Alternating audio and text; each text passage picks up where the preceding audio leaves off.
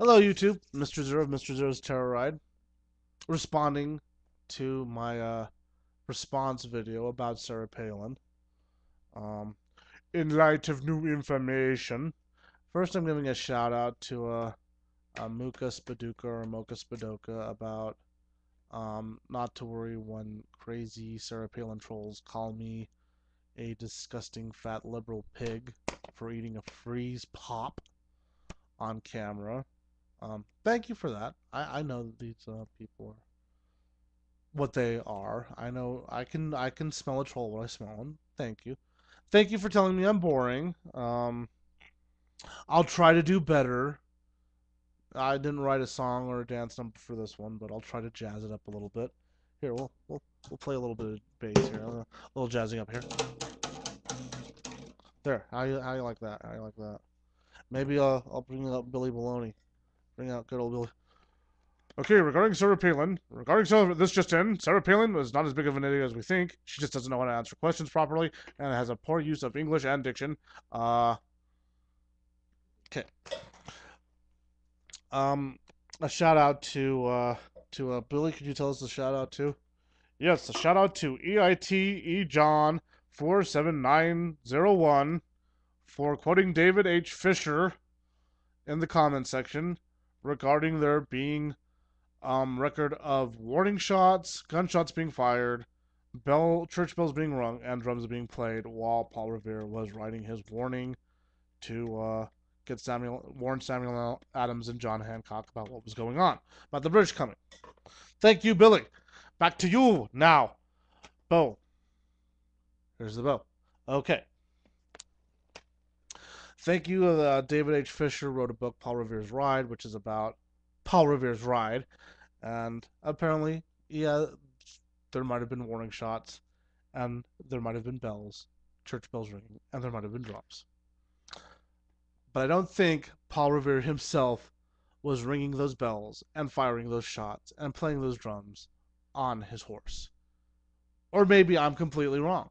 Maybe Paul Revere, despite as well as being a dentist and a metal worker and a patriot, he's also an excellent horseman, trick horseman, who can ring a whole church bell while playing a drum, shooting warning shots, and holding a lantern while riding off to let Samuel Adams and John Hancock. Samuel Adams, of course, who makes beer, and John Hancock, who writes his name a lot, to warn them that the Redcoats were coming.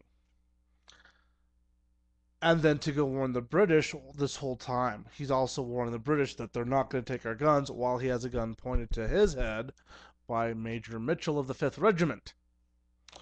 Which brings me up to my next point. While looking up more information regarding this, I found this Yahoo contributor commentary article written by a Mark Whittington, who apparently is a newspaper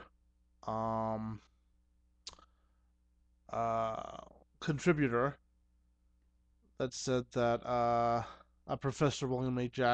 Jacobson over at the Legal Insurrection notes the memoirs of Revere himself as pointed out by the conservatives for Palin's side. So, I mean, of course they're going to make Palin try to sound better than she actually can make herself sound. Basically saying that he was captured by the British and questioned by a Major Mitchell of the 5th Regiment with a gun to his head, and he answered questions. Hardly warning the British by using gunshot while riding a horse and ringing bells, but according to this counts as Palin being right. In case you couldn't remember, this is what Palin said. One question about what she thought about Paul Revere. He said, "He who warned the British that they weren't going to be taking away our arms by ringing those bells," which he did not. He wasn't warning the British by ringing bells. Okay, so that part is incorrect. He was not warning the British by ringing bells, and making sure as he's riding his horse through town to send those warning shots and bells.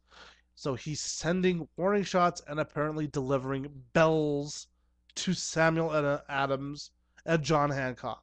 He sent warning shots and bells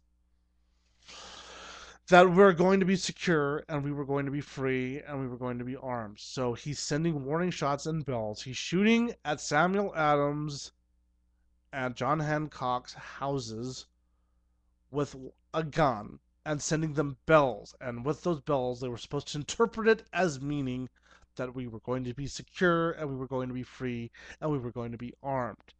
Had nothing to do with saying the redcoats were coming, watch your butt. That's what she said, okay? That's what she said. That's when you take the words and you interpret what she's saying, that's what she's saying. She says that Paul Revere's mission was to warn the British that they weren't going to take away our arms by ringing bells. So he was ringing bells to warn the British that they weren't going to take. You're not taking our guns, you British! And making sure as he's riding his horse through town to shoot warning shots and send bells to us because we were going to be secure and we were going to be free and we were going to be armed. So us right now, we should be by now be hearing these bells and these warning shots to help us out.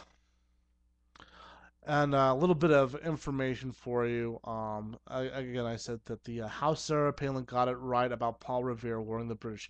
If you see this article, go ahead and it because it's a contributor page, and if you want to write your own page about Sarah Palin, write your own article. All you have to do is go to this article, and it says contribute content like this. Start here, and you just click on that and give a password and an email address, and you're a contributor, and you can make money off that apparently. I just wanted to see what it took to be a contributor, and that's what it took. Let's go ahead and look at the process again. I'm hitting start here on it. You can make your voice heard, expand your reach, fine-tune your skills, and get paid. And reach the stars. It says create your account. It only takes a moment with your Yahoo, Google, or Facebook ID. Create account. Yep, it's just asking me for a password. And I can start writing. So, go ahead and do that, YouTubers. It's now 7 minutes and 50 minutes. This is the last time I'm trying to do this video. I've been trying to do it 5 times. But again, thank you to Mocha Spadoka, for telling me I'm boring. Thank you to EITE John 47901 for the quote. And thank you for that 820 blah blah blah for calling me a disgusting liberal pig that looks like an idiot while eating a popsicle. I'll be sure to eat more popsicles in the future just for you. And to Mocha, I'll try to be more boring or more interesting. You gave me a good constructive criticism. I'll try to be more interesting in the future. End communication.